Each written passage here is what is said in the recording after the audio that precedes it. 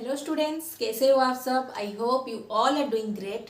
तो time waste नहीं करते हैं, आज की क्लास शुरू करते हैं। तो जो भी हम लोग प्रीवियस क्लासेस पढ़ चुके हैं उसमें हम लोग वाटरफॉल मॉडल कंप्लीट किए हैं। What is HTLC and types of your HTLC, and in your type of HTLC there is one model we have red waterfall model, and waterfall model is known as your classical model also. It is also called as your traditional model also. Okay. सो आज के class में हम लोग पढ़ेंगे what is prototype model. तो first मैं आप लोग को बताऊंगी प्रोटोटाइप का मतलब क्या होता है।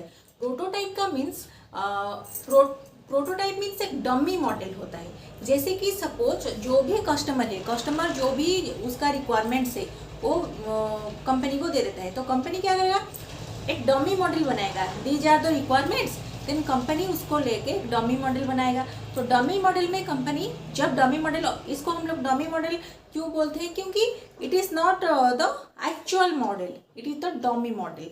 तो डमी मॉडल जब भी कंपनी डमी मॉडल बना देगा तो कंपनी क्या करेगा, उस डमी मॉडल को लेके क्लाइंट के सामने रिप्रेजेंट करेगा। These are the features which you have given us. तो इसको लेके हम लोग ये मॉडल बनाए हैं। तो आपके जो भी रिक्वायरमेंट्स है according to your requirements, this is the dummy model. Is it okay और नॉट? अगर क्लाइंट बोलता है या it's okay, then they move forward to the next steps, otherwise that model will be stop there. देन वो लोग फिर से और एक मॉडल बनाते हैं, that is also a toy model और dummy model. This is only called as your prototype model. Prototype model is not a actual model, it is a dummy model. जो भी कस्टमर्स के जो भी रिक्वायरमेंट होता है, एक्स वाई जेड जो भी रिक्वायरमेंट होता है, उसी के हिसाब से एक टॉय मॉडल बना जाता है। तो वो टॉय मॉडल को क्या करते हैं, कस्टमर के सामने रिप्रेजेंट किया जाता है। अगर कस्टमर को पसंद आया that toy model, then company next step की तरफ बढ़ेगा, otherwise that model will stop there.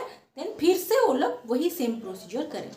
Okay guys, तो this is the diagram of your prototype model. तो पहले क्या होता है, रिक्वायरमेंट गैदरिंग। जो रिक्वायरमेंट है वो गैदर होगा, उसके हिसाब से क्विक डिजाइन होगा। एक जस्ट रफली एक मॉडल किया जाएगा, नॉट वेरी माइन्यूटली, जस्ट जो भी हम कस्टमर का रिक्वायरमेंट्स है उसी के हिसाब से एक क्विक डिजाइन करके वो लोग एक टॉय मॉडल बनाएंगे, एक डमी मॉडल बनाएंगे। ओके, उसके बाद बिल्ड प्रोटोटाइप, वही डमी मॉडल बनाएंगे। देन कस्टमर इवैल्यूएशन, उसके बाद वो लोग उसको रिप्रेजेंट करेंगे कस्टमर के सामने।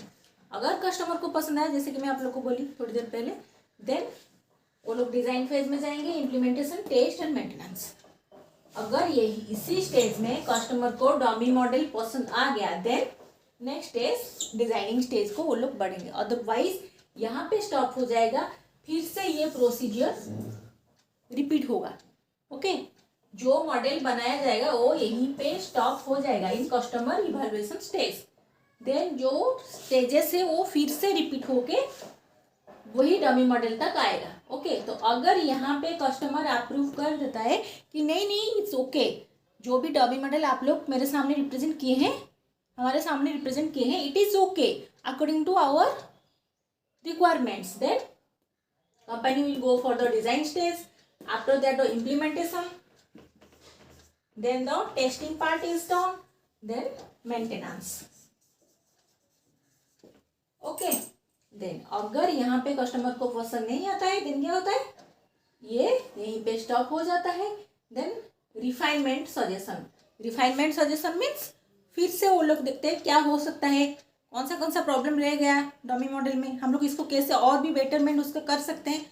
तो फिर से वही स्टेप्स फिर से रिपीट होगा। जब तक कस्टमर को पसंद नहीं आएगा डमी मॉडल, तब तक डिजाइनिंग स्टेज में वो लोग आगे नहीं बढ़ेंगे। तो basically prototype model is a dummy model और टॉय मॉडल विच इज रफली डिजाइंड।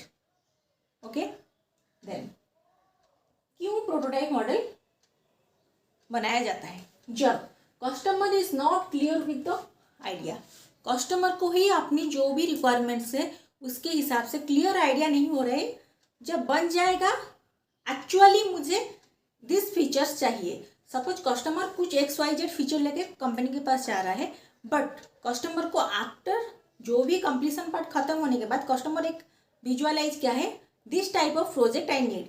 बट जब डमी मॉडल कस्टमर को दिखाई जाता है, कस्टमर को लगता है no no no, it's not the right model which I have think in my mind. Okay, तो क्या होता है, उसी समय जब कस्टमर को क्लियर आइडिया नहीं होता है what customer wants, at that time prototype model बनाया जाता है। ओके, थ्रो अवे मॉडल, क्यों इसको थ्रो अवे मॉडल बोला जाता है, क्योंकि अगर ये कस्टमर इवैल्यूएशन स्टेज में अगर कस्टमर को डमी मॉडल पसंद नहीं आया तो वहीं पे वो उसको स्टॉप कर देते हैं, थ्रो आउट कर देते हैं।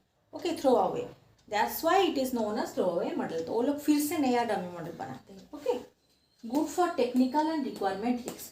तो ओब्वियसली जब बार बार वो लोग रिफाइन कर करके बनाते हैं, कुछ भी मतलब ट्राई करते हैं एरर ना रह जाए, कुछ भी रिक्वायरमेंट के हिसाब से एज इट इज रहे, तो ओब्वियसली रिस्क भी कम हो जाएगा, मॉडल में जो भी रिस्क कम हो जाएगा वो रिफाइंड मॉडल एक आ जाएगा।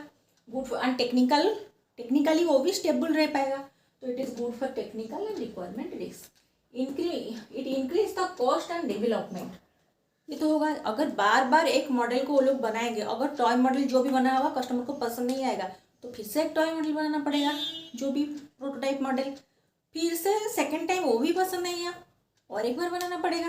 तो इसमें क्या होगा, टाइम भी ज़्यादा कंज्यूम होगा, बजट भी ज़्यादा होगा, तो डेवलपमेंट पार्ट के लिए भी बहुत सारे कोडिंग करने पड़ेंगे, बहुत बार बार उन लोग को भी सोचना पड़ेगा क्या कोड लिखना है क्या नहीं, तो सारा चीज़ क्या होगा, बढ़ जाएगा। तो increase in cost and development, ये पार्ट भी बढ़ जाएगा। This is all about your prototype model. Basically prototype model is a dummy model. अगर कस्टमर को डमी मॉडल पसंद आता है then only they can go for designing stage, then implementation, then testing, then maintenance. तो इसमें risk कम रहता है। It is very good in technical manner and risk analysis method in आज दे filter the requirements again and again, तो risk इसमें कम रहता है कोई भी एरर आने के लिए। ओके, तो इसको दो पार्ट में डिवाइड किया गया है। This part is your prototype development and this part is your iterative development. It is all about your prototype model. Okay guys, clear?